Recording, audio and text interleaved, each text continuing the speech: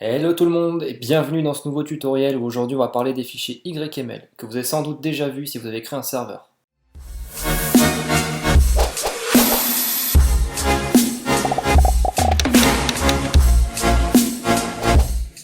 Un fichier YAML, aussi appelé un fichier YML, c'est un format de fichier, c'est-à-dire que c'est une convention, des spécifications ou des règles d'écriture qui vont permettre à n'importe quel programme qui connaît les conventions de le lire. En général, on se sert du format YML pour stocker des données ou créer des configurations. Dans un fichier YML, on écrit sous forme de clé valeur, c'est-à-dire que chaque clé, qu'on peut aussi appeler une entrée, va correspondre à quelque chose. Alors on peut stocker n'importe quoi dans un fichier YML, comme vous pouvez le voir ici, il suffit de lire la clé et de lui associer une valeur comme 10, 21,39 ou vive le piment ou la lettre K. On peut même créer des parents et des enfants, par exemple on peut mettre une clé players et pour chaque clé mettre un enfant avec le nom du joueur qui sera lui-même une clé qui contiendra les positions des hommes de chaque joueur. D'ailleurs, c'est un peu ce qu'on va faire dans cette vidéo, je vous propose de coder votre propre système de home pour vos joueurs. Vous avez l'habitude maintenant, je reprends un projet de zéro du coup avec le onEnable, le onDisable et on va commencer tout de suite du coup. Alors, ce qu'on cherche à faire, c'est créer un setHome et un home. Alors le setHome va permettre aux joueurs de définir un endroit sur votre serveur où ils pourront s'y téléporter par la suite. Et le home va permettre justement de s'y téléporter. Alors si vous avez suivi le tuto de la dernière fois sur les commandes, ça devrait pas vous poser de problème, puisqu'on va créer du coup deux commandes pour se téléporter. Donc on est parti, on va créer du coup notre petit package commande que j'avais supprimé du coup à cause du nouveau tuto. Voilà. Dans ce package commande, on va créer une commande qu'on va appeler commande setHome. On va mettre un H majuscule. Donc on avait dit pour créer une commande, il fallait implémenter de commande executor. Voilà, donc là on implémente les méthodes. Donc comme la dernière fois, comme le dernier tuto. Si vous ne l'avez pas vu, je vous suggère d'aller le voir. Donc on a le command sender que je renomme sender, on a le string que j'appelle label, et ici les arguments. Donc on vérifie si le label égale, du coup ici c'est setHome. Ça c'est des choses qu'on a vues la semaine dernière. Si les arguments sont égaux à 0, parce qu'on veut juste faire un setHome et sans rien derrière, alors on est bon. Return true. Donc là, ce qu'il faut faire maintenant, c'est que dès que le joueur va exécuter la commande setHome, il faut qu'on enregistre la position de ce même joueur dans un fichier. Donc pour ça, il faut déjà récupérer la position. Donc je vous l'avais montré la dernière fois, le joueur, on peut le récupérer en faisant un cast du sender. Player de sender. Alors le problème, c'est qu'on n'est pas sûr que la commande soit exécutée par le joueur. Ça peut être exécuté par le serveur. Donc il faut qu'on fasse une vérification juste avant. If sender instance of player. Donc si l'envoyeur de la commande est un joueur, on importe joueur, alors on récupère le joueur. Ensuite, il nous faut la position du joueur sur le serveur. Donc on fait une variable qu'on appelle location. Donc alors location dans org-bucket, alors je vais l'importer, ça représente un endroit, une position sur le joueur, donc un monde, une coordonnée x, y, z, et même, si vous avez envie, une rotation, c'est-à-dire la rotation de la tête par rapport au corps, etc. Alors final location, location égale, et on dit que c'est égal à player.getLocation, donc en gros la localisation du joueur. Cette location, on va pouvoir s'en servir du coup dans un fichier de configuration. Alors, pour créer un fichier de configuration, il va falloir du coup créer un nouveau file. Alors, file en Java, normalement vous savez ce que c'est si vous avez fait du Java, mais ça représente en gros, pour vraiment ceux qui sont pas à jour, ça représente un fichier. Donc c'est une URL de fichier sur votre système. Donc ce fichier, il va être dans le dossier qui est sur votre serveur qui s'appelle plugin slash le nom de votre plugin slash et ça va être le nom de votre fichier de configuration.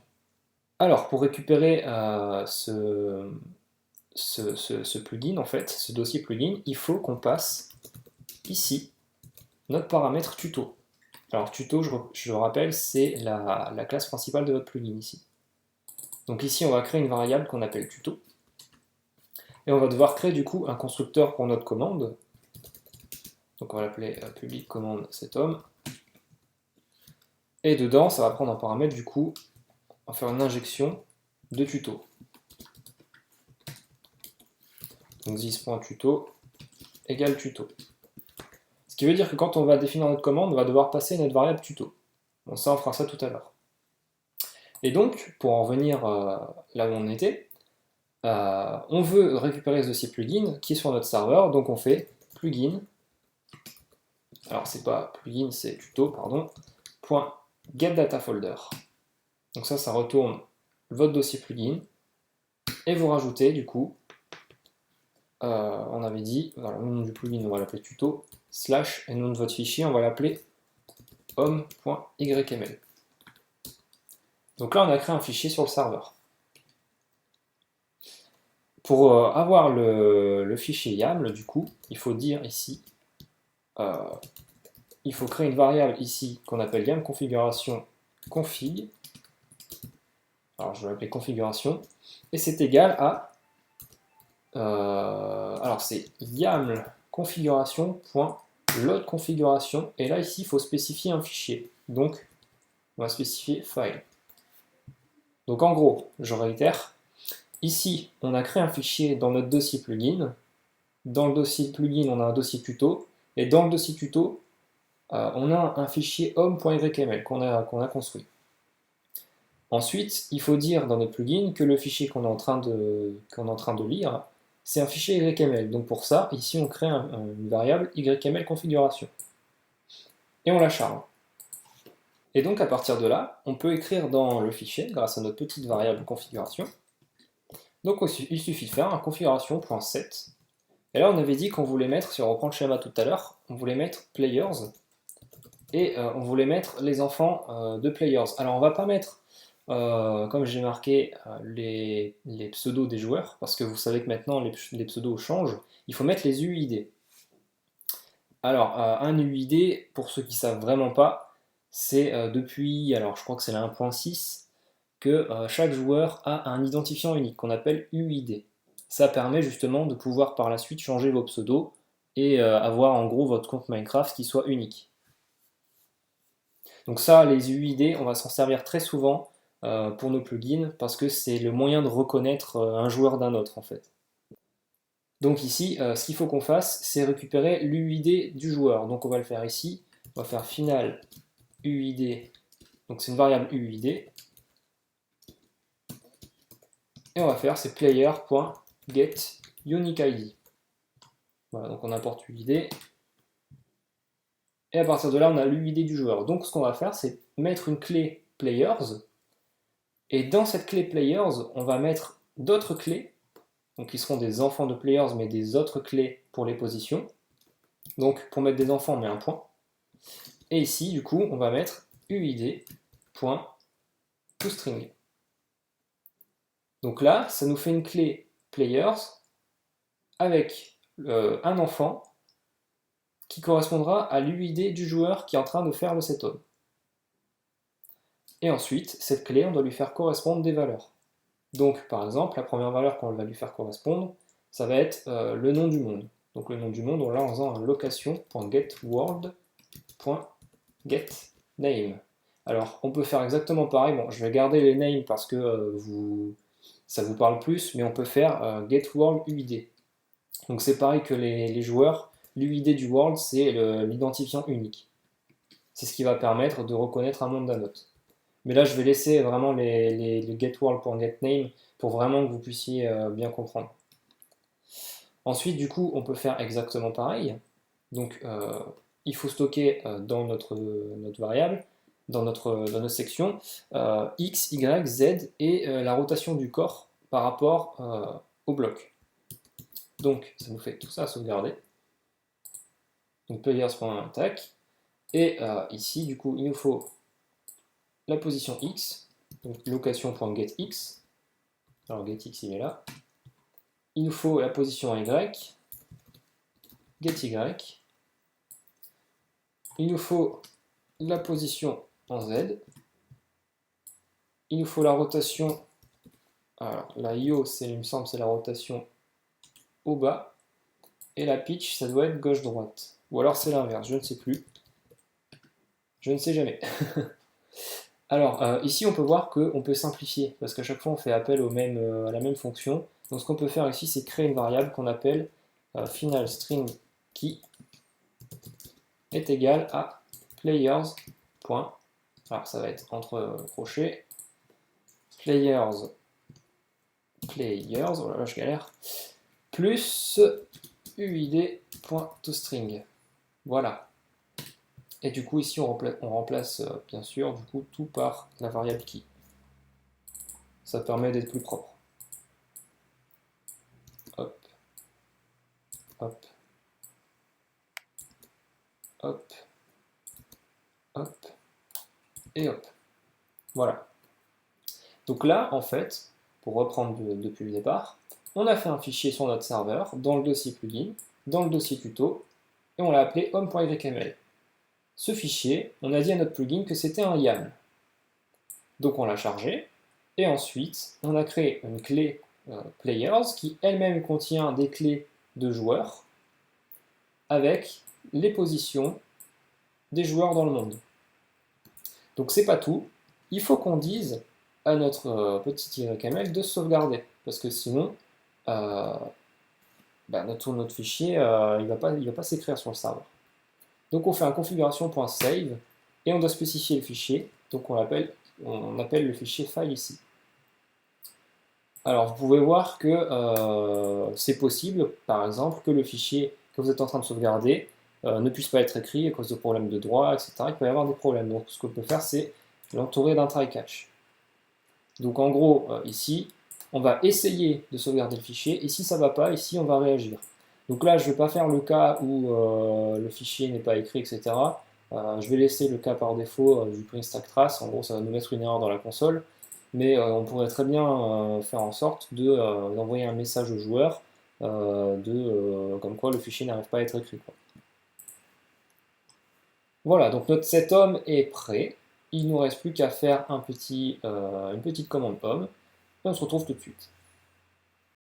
Alors, avant de poursuivre, j'ai remarqué qu'on avait fait une petite erreur ici au niveau des clés. Je vous ai dit qu'il allait y avoir une clé players qui allait contenir des enfants, qui seraient en gros les UID du joueur, et eux-mêmes doivent contenir des enfants qui sont le nom du monde, la position X, etc.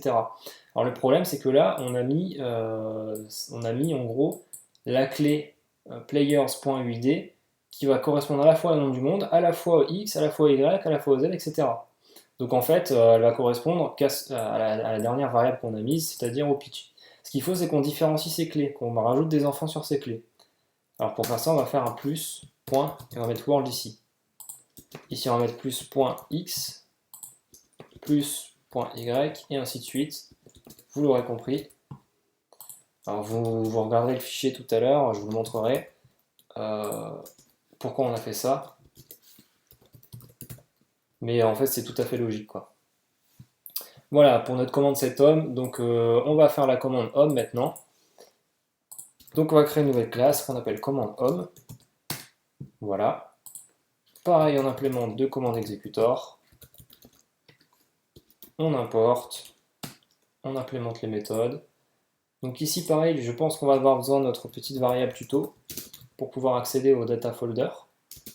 Donc tuto. On fait un constructeur. Donc commande home, s'il te plaît. Tuto. On injecte tuto grâce au constructeur. 10.tuto égale tuto. Voilà. Arrivé ici, du coup, on change le sender, on met le label, et on change ici les arguments. On vérifie si la commande qui est envoyée, donc c'est label.equals in your case, home, si on fait un slash home. Ensuite, on vérifie si c'est seulement un slash home avec rien derrière. Donc on fait as.length égale à 0. Si c'est ça, la commande est bonne. Ensuite, on en vérifie que c'est bien un joueur qui a fait la commande. Sender instance of player.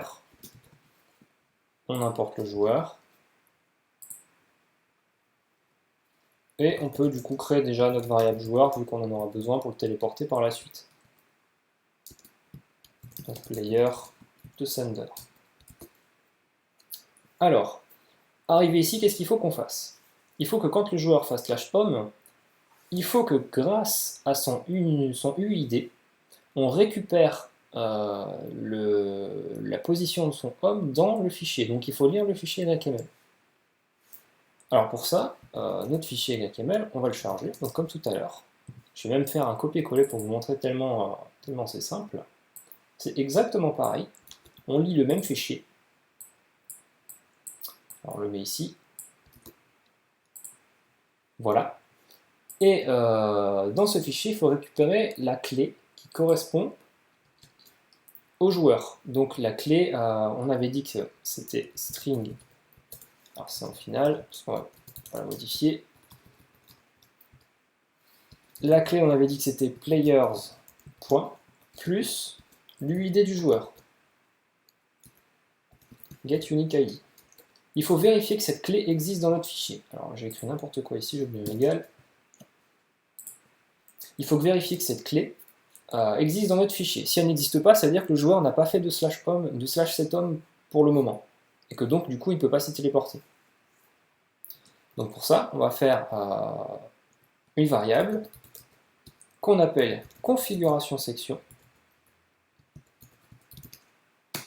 Donc en fait, configuration section, ça correspond à une partie de votre YML. Donc on va l'appeler configuration section est égal à, alors c'est configuration.get configuration section, et on va prendre la partie qui nous intéresse, c'est la partie avec la clé. Alors c'est pas comme ça, c'est comme ça. Alors en gros, on va prendre la partie du YML qui correspond au players avec l'unique ID. Ça va nous retourner comme ça la partie qui correspond en gros à la position, etc. Donc grâce à ça, on va pouvoir vérifier donc, si la variable configuration section est égale à nul, donc c'est-à-dire si en gros ça n'existe pas dans le fichier.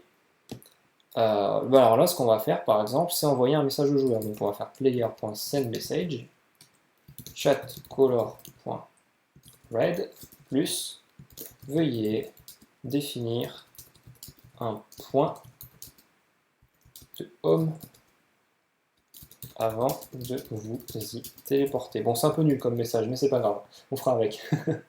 Alors, ici, on va importer chatcolor. Voilà. Et donc, du coup, on continue. Si la configuration section n'est pas nulle, donc le joueur a un home, il faut qu'on lise, du coup, ces variables. Donc, on a le monde à récupérer. Final world est égal à... Donc, pour récupérer le monde, il faut faire un bucket.getWorld. Et on peut voir en fait qu'on peut mettre soit un UID de monde, soit un nom. Et nous, on a mis des noms dedans. Donc bucket.getWorld, et il faut qu'on lise ça, donc c'est configuration section.get. Alors c'est getString. Donc vous pouvez voir que vous avez plein de méthodes. Vous avez getString, getBoolean, getCharacter, get. En gros, c'est pour récupérer directement vos variables, sans devoir les caster par la suite. Donc par exemple, ici, on va faire un getString. Et on avait mis la clé, du coup c'est... donc là on est déjà dans la configuration section, donc la clé c'est juste world. Voilà, donc on importe le world. Ensuite il nous faut la position en x, donc c'est un double, c'est un chiffre avec plein de virgules derrière. Alors final double x est égal à configuration section.getDouble. Et là, on avait dit que c'était du coup players.luid.x. Donc, vu qu'on est déjà dans le players.uid, c'est juste x. Ensuite, on a besoin du YZ, du Yo et du Pitch. Donc en fait, on a juste à dupliquer ça et remplacer dans le code. Alors par contre, il y a une petite subtilité ici, vous allez le voir. Je termine de remplacer ça. Il y a une petite subtilité ici, c'est qu'en fait, le Yo et le Pitch, ce sont des floats. Ce n'est pas des doubles. Donc il faut récupérer des floats ici. Sauf que, du coup, là, il me dit, bah non, moi je te donne un double et toi, tu veux un float. Donc ce qu'il faut faire, c'est le caster. Voilà, tout simple. Grâce à ça, on va pouvoir du coup créer une variable location.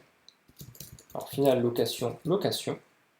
Donc on pourrait l'appeler location, on pourrait l'appeler home location. Comme ça nous parle plus dans le plugin. Donc on importe location, donc c'est bien le org bucket. Et on dit que c'est égal à new location. Donc c'est une nouvelle location, un nouvel endroit sur le serveur qui est au world, au x, au y, au z, au yo et au pitch. Voilà. Et du coup, ce qu'il nous reste à faire, c'est dire au plugin de téléporter le joueur à son home. Donc pour ça, on fait un player.teleport home location.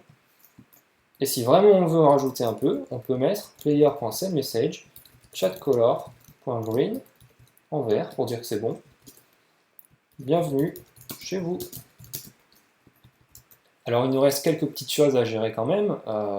Donc on a créé des commandes, il faut ici les appeler. Donc comme la dernière fois, on fait un get commande.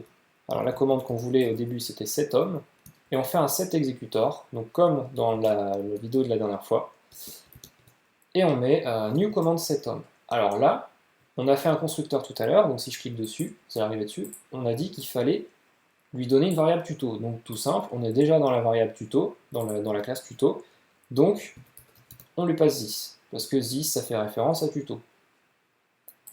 Et du coup, pareil pour le home, on fait un set executor, donc là c'est pas la commande setHome, c'est la commande home.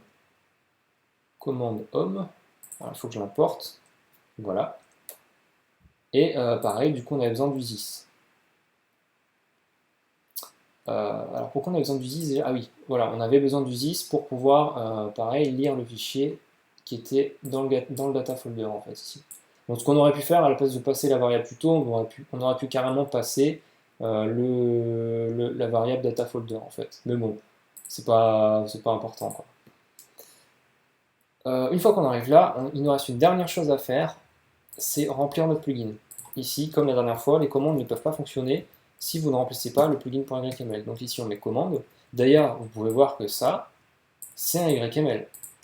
Vous avez un système de clés, de valeurs, et vous pouvez mettre des enfants, donc une commande. On va mettre un enfant qui s'appelle description. On va dire, alors non, c'est pas description, je me suis trompé, pardon.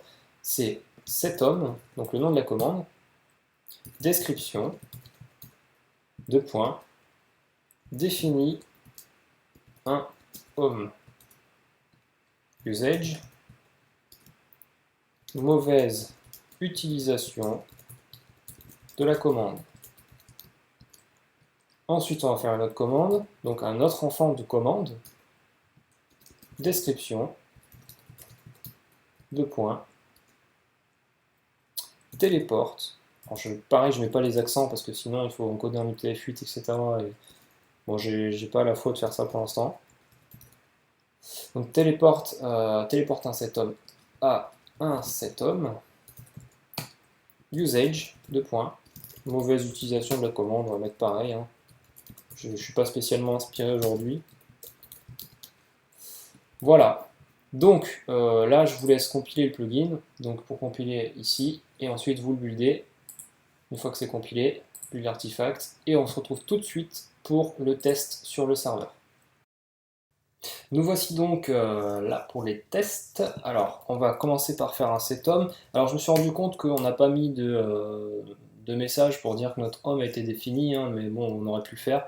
Donc, c'est pour ça que je vous ai mis la console. On peut voir qu'il n'y a pas de souci sur le setHome. Alors, ce qu'on peut faire, c'est regarder dans du coup, le fichier, dans le dossier plugin.